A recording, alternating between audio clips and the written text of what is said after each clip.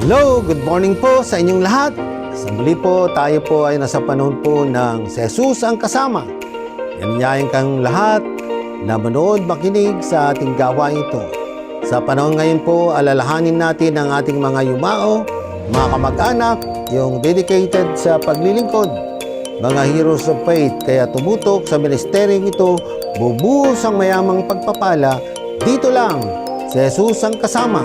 Ito po ang inyong devotional leader na nagsasabi, be happy!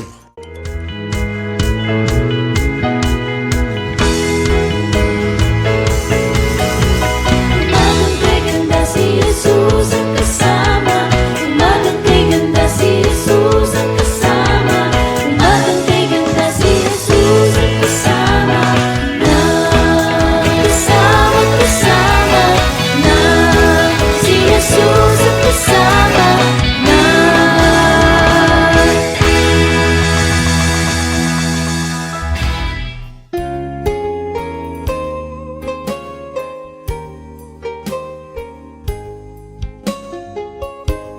God sent His Son.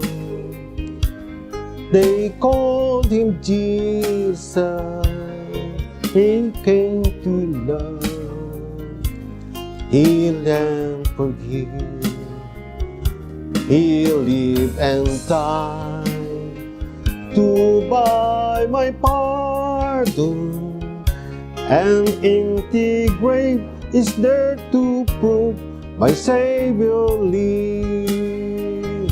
Because He lives, I can face tomorrow.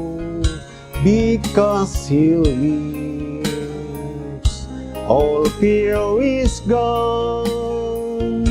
Because I know He holds the future, and life is worth the living just because He lives.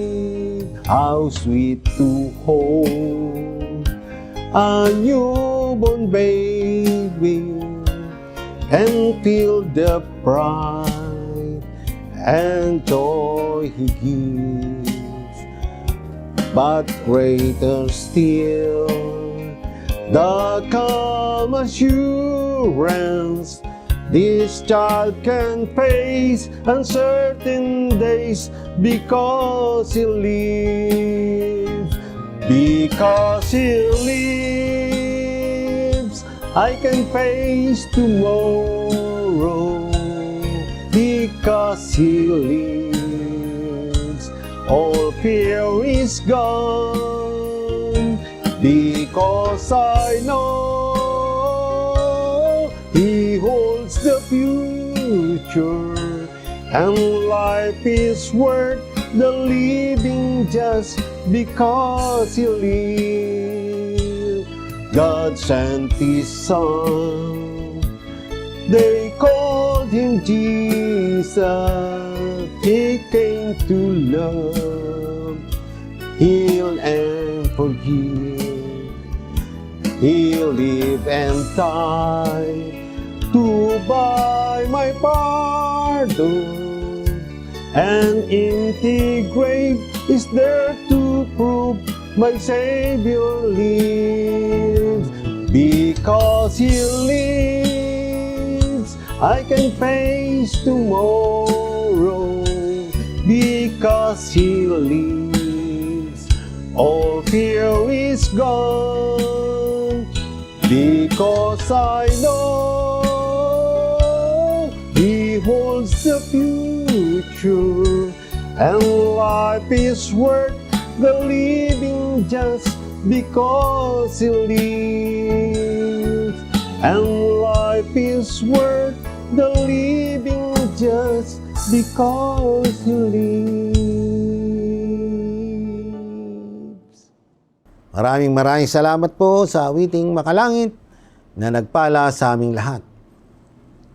Tayo sumandaling manalangin. O Diyos, sa araw na ito ang araw ng kung saan aming guni-gunita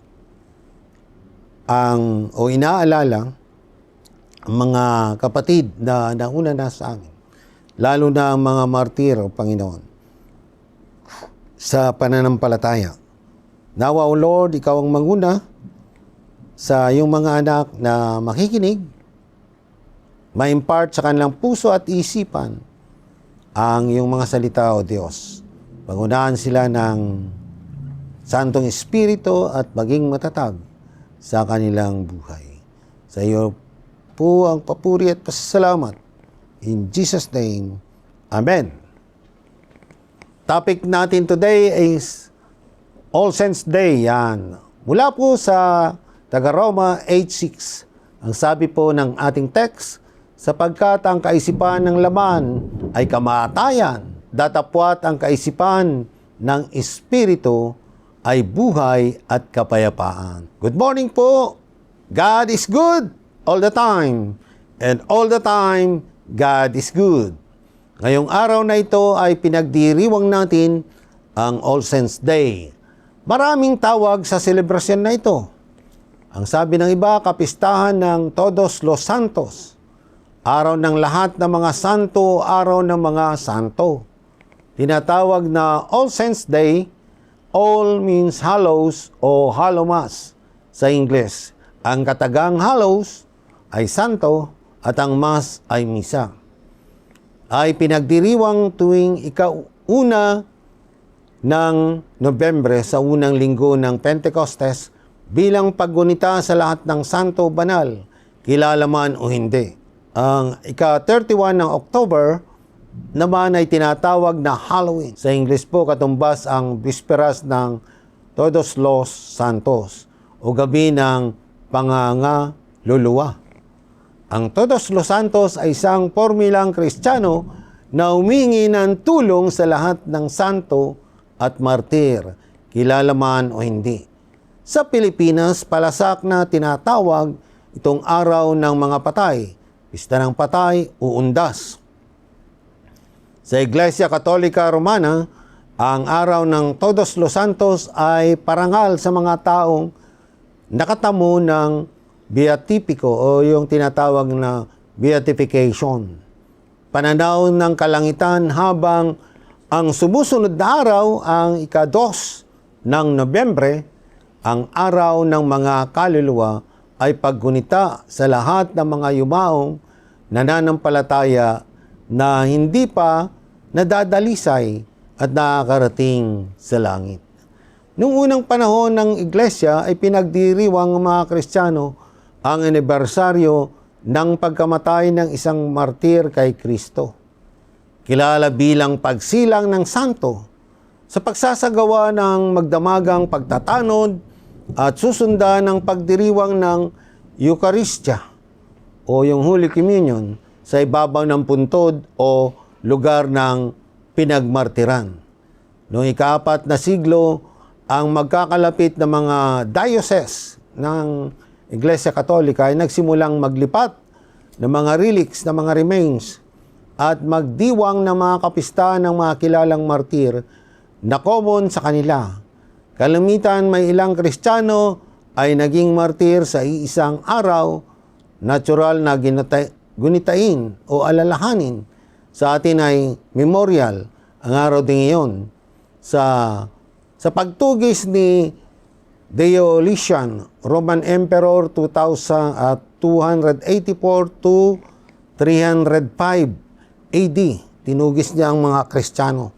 Pinapatay niya. Di mabilang ang mga martir at dahil dito, ang paglalaan ng araw at ng paggunita ay hindi na praktikal. Sa damdaming dapat igalang ang bawat martir, naglagay ang Iglesia ng isang araw para sa lahat ng martir.